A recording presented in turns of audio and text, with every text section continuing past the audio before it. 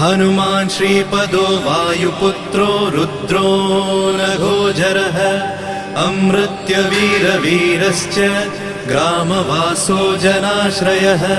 धनदो निर्गुणः शूरो वीरो निधिपतिर्मुनिः पिङ्गाक्षो वरदो वाग्मी सीताशोकविनाशकः शिवः शर्वत्परो व्यक्तो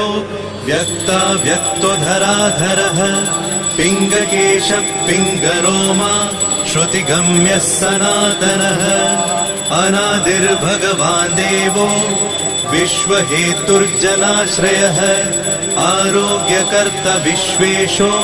विश्वनाथो हरीश्वरः भर्गो रामो रामभक्तः कल्याणप्रकृतिस्थिरः